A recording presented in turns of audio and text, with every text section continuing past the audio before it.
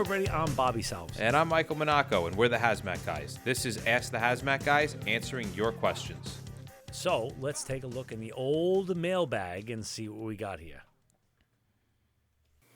My first question is about if we fill a drum with a flammable liquid with no oxygen, will it burn?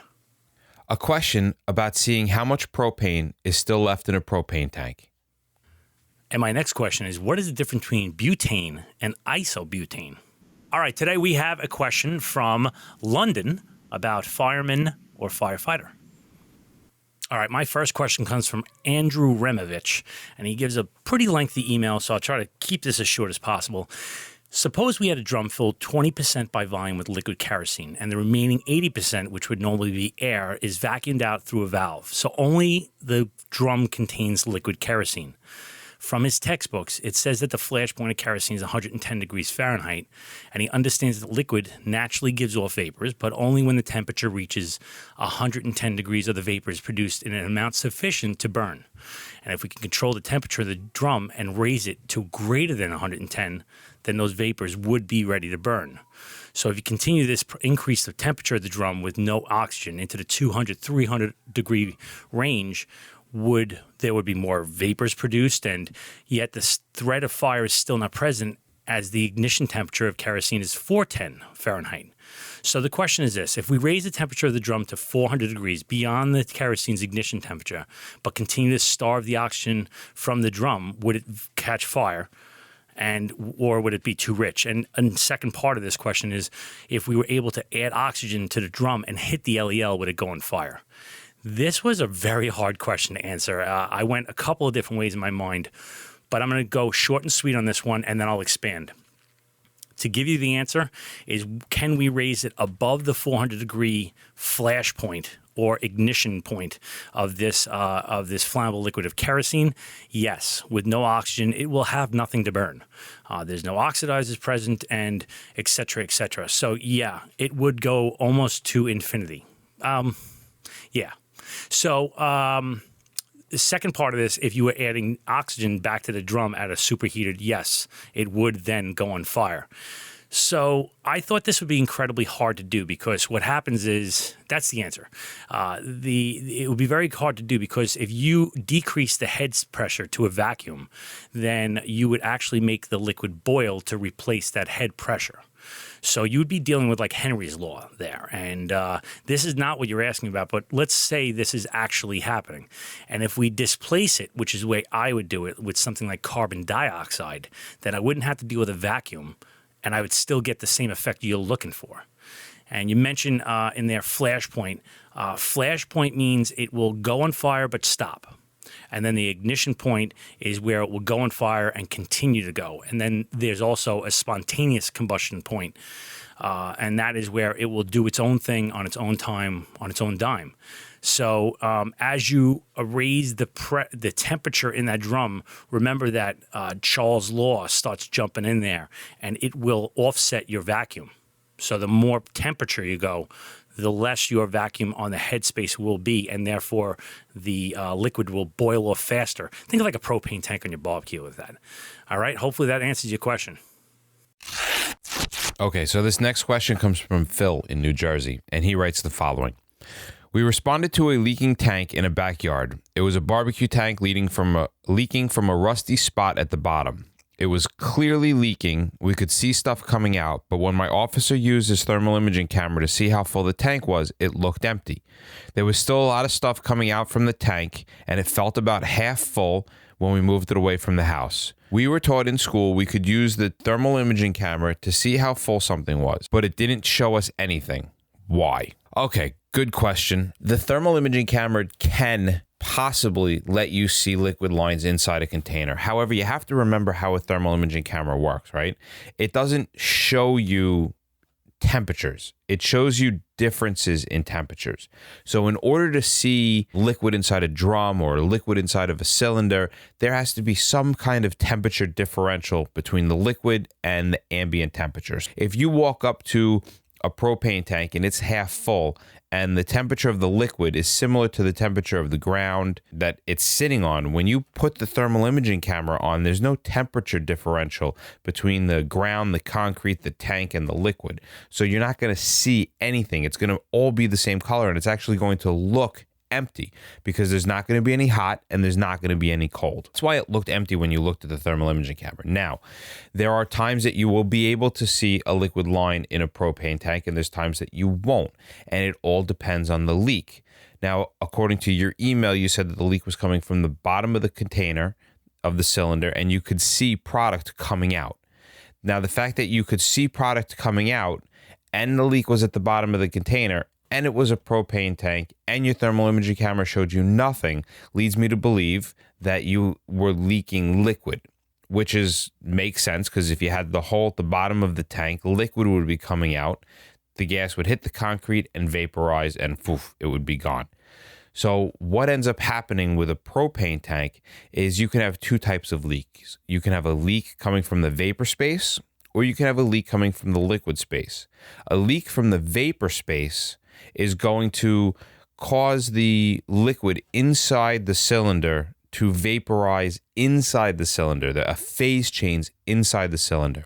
That phase change is going to cause the other liquid in the container to get colder because heat is needed and pulled out of the liquid in order for the liquid to vaporize and turn into a gas. So if you had a leak, say, from the valve, you would see the cold liquid that was left behind, and you would actually pick that up on the thermal imaging camera.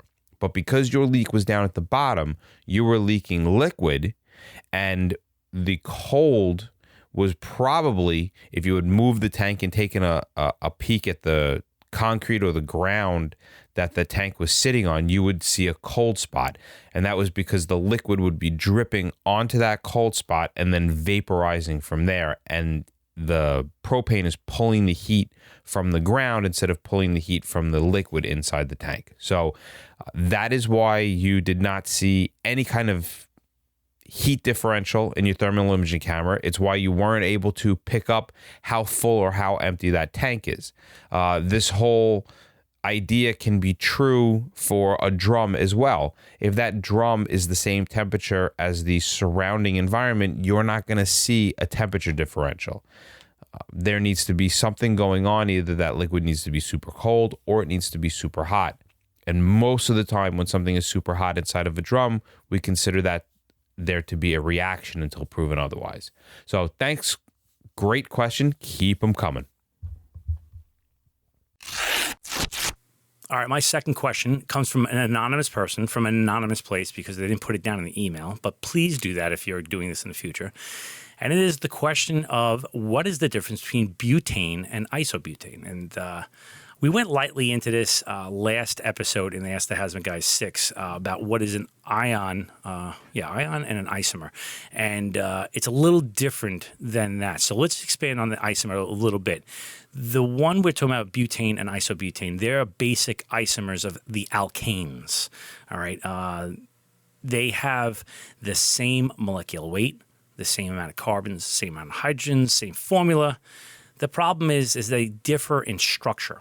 Okay, what I mean by that is that the hydrogen or a group is kind of linked on the side of this molecule, and it changes the geometry of the actual structure. Everything else is the same. And when this happens, there's changes in that whole compound, we'll say, of isobutane. And things like melting point, flash point, boiling points, many, many more things are changed. Even sometimes physical appearance and even physical properties are changed, whether it's a liquid or a gas. Now, I don't want you to confuse this with N-butane. N-butane just means that it's normal butane, okay? So that means it's the straight job that you get in any, 7-Eleven, okay? Isobutane means that we change the structure a little bit. So hopefully that is a short and sweet answer to your question, and thanks for keeping them coming. All right, I am here with a rather unique take on Ask the Hazmat Guys. It's something we're really not answering a question. We're just addressing a concern. And at the same time, I'm going to take a little liberty to bring out our newest Hazmat Guy, Vic. Hi. Hi. Hi, Bob. How are you doing? As you can tell, it's a female. That's weird. All right. Anyway, we got these two questions, and I wanted to bring you on to address them. But at the same time, I wanted to kind of introduce the crowd to you. Vic is working hand in hand with myself and Mike, though literally not hand in hand. She's in Phoenix, and we're not even close to that. So that's lucky for her. And she is running a lot of the back end stuff. So you probably won't hear her on the air very much, right? But I think she'll be a very big presence for us. I would think. Well, thank you. So these two questions, I'll just transition right into this. It's okay. These two questions are from, they're really close, within like one day of each other from the same area. One's from Jane P. And she is a firefighter, say fire rescue services. Please, can you be more inclusive and use the word firefighter rather than fireman in your podcast? I have served as a firefighter for over 20 years and a woman, so please amend your scripts and stop being so sexist. And we also have one from Jackie M. from London Fire Brigade, and she is a hazmat station manager. She says, please stop with the fireman proof. Firemen and firemen all the time. There are women firefighters all over the world whom you are excluding and disrespecting. Please get up to your date with your gender preferences or references. I'm sorry. And so we took this opportunity to take a short form response to this as far as the Hazmat Guys podcast. And we brought Vic on because she has a rather unique perspective to this. Vic, how do you feel about these two things? Well, just to give a little background, I was in the military. I did go to a military academy with 90% men. And I sailed on cargo vessels, and there were times when I was the only female. And, as a student at the Merchant Marine Academy, they called us midshipmen. So this issue of terminology when referencing females, and also just this whole woman being in a male-dominated industry is not something I'm unfamiliar with. Okay. So normally, I think this issue is important to address, and I definitely think that the overarching point, is valid. However, I think in this case, the delivery does more damage for the cause than it does provide help to what they're trying to do, which is, address this issue of women being spoken to equally and terminology.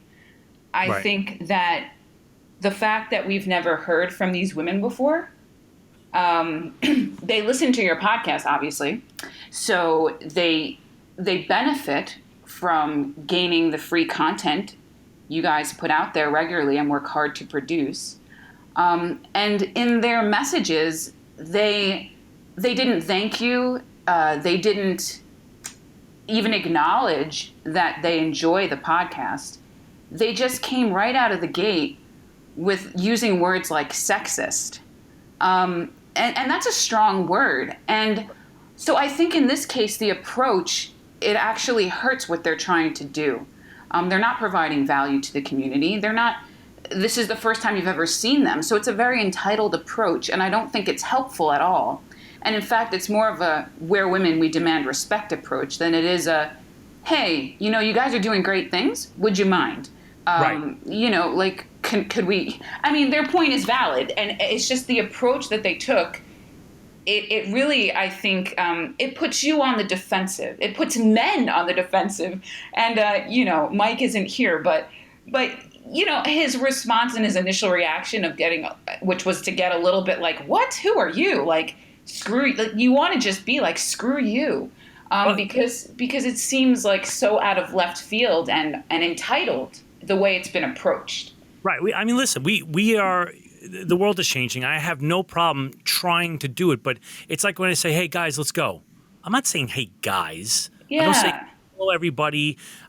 It's just terminology, and where I work and where pretty much everybody works, let's call it straight out, is we call it firemen. That's just where I come from. That's what it is. And I know I speak on behalf of Mike, but Jackie and Jane, I appreciate your comments, even though they're kind of negative towards us, but we'll address the good and the bad and the ugly. Is we really don't care if we're making people feel good. I speak about. I'm not here to coddle you. I'm here to provide the information. And just like Howard Stern says, if you don't like me, just turn me off. You don't have to listen. Yeah, and I just think that their approach it's revealing about them and the type of people that we want in our community anyway. If they had delivered it in a different way, where they were more like, hey, like we love what you're doing, and they were contributing to the community, and they were just pointing something out, that'd be one thing. But it almost seems like a personal attack, and you're right. Like, your job isn't to coddle them. Your job to coddle anyone. You guys are doing what you do, and you're providing a ton of value to people. So, it just seems like they're missing the point of that. Well, let me ask you one more question before we wrap this thing up. How do you feel about being a hazmat guy? Yeah, so to be honest, until these emails came in and we started talking about this, it never once crossed my mind. And the truth is, it's been my experience that most people, most females, they earn respect through the job they do, and the ones that really are doing a great job and that are really respected in the field, they don't have time for that kind of stuff. Like, yes, it's important. Yes, they acknowledge it sometimes, but it's not their focus. It's not what they come right out of the gate with. So I think it just never really crossed my mind, because I love what I do. I love you guys. I never felt disrespected by you. And to be caught up in that terminology, it's just, to me, it's missing the point. It's focusing on things that don't matter in the grand scheme of what we're trying to build and create. So it never really crossed my mind, and I really don't mind. I like being a hazmat guy. All right. Well, then thank you, Jackie M. Hopefully we addressed your concerns. And Jane P., thank you for your email. And just so you know, we spelled Sarevd as a firefighter, spelled that wrong. Anyway, thanks for listening, and please keep the emails coming in. Well, that wraps up another episode of Ask the Hazmat Guys. You can find us on Facebook, Twitter, and Instagram, or our YouTube channel at The Hazmat Guys. If you'd like to send us a question for us to answer, call our comment hotline at 843-628-1484, or send us an email at feedback@thehazmatguys.com. And remember, don't just get on the job, get into the job.